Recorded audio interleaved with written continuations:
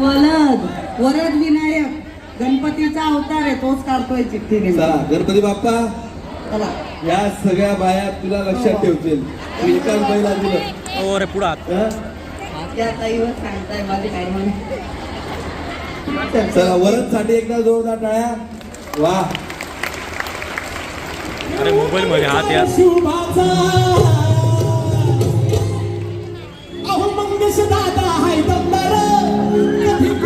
मित्र मागे घेऊन विचार शुभाचा, अहो किती येतील जातील राहील. बघा ही यादीमध्ये मी तुलाही दाखवणार नाही. या यादीमध्ये नाव आहे आपल्या चाळीसगावचं आणि तिथे राहते बस स्टँडच्या मागे. आता त्या ताईचं नाव आहे काय, ज्ञानदा गणेश जोसे. आहे का इथं ज्ञानदा ताई?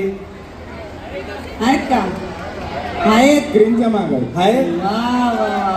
ताई कुठे आहे का? ज्ञानदा गणेश जोसे ताई आहेत का?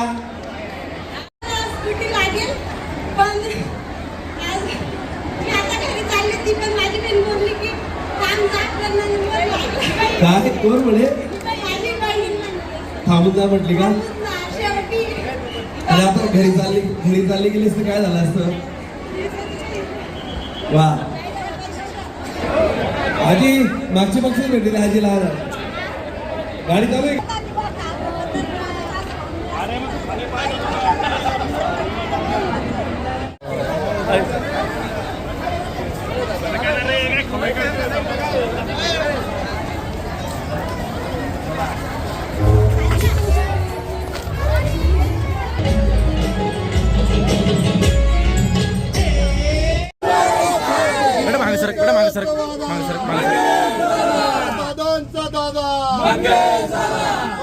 दादा तुम आगे बढ़ो.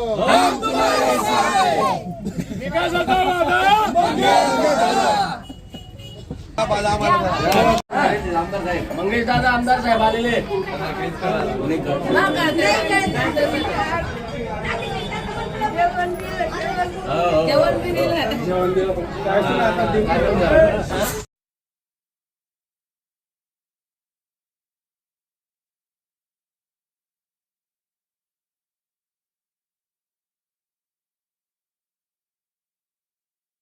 माझं नाव ज्ञानदा गणेश दुसे. आज मला दादांमुळे गाडी भेटलेली आहे. आज मला भावनी पण तेच माझे कैवारी होऊन सनी मला गाडी त्यांनी दिलेली, त्याबद्दल मी त्यांची खूप खूप आभार मानते. त्याबद्दल खूप खूप धन्यवाद दादा. मी तुमचे उपकार कधीच विसरणार नाही. धन्यवाद. मी अगदी शेवटच्या क्षणी घरी चालली होती, पण माझ्या बहिणीने मला सांगितलं की थांब, शेवटचा नंबर बाकी. मी म्हंटली की काही नंबर लागणार नाही, शेवटचा जॅकपॉट आहे. पण मला वाटलं नव्हतं की त्यावेळी माझा नंबर लागेल आणि तिथे माझा नंबर लागला. धन्यवाद. तर मित्रमंडळाच्या माध्यमातून हा एकदंत महोत्सव आम्ही तिथे घेत असतो आणि चाळीसगावकर त्याला अगदी खूप मोठा प्रतिसाद देतात.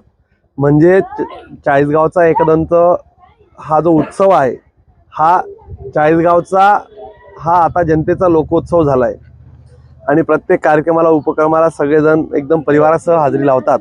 आणि आम्ही शेवटच्या दिवशी एक लकी ड्रॉ ठेवतो आणि काही बक्षिसं देतो.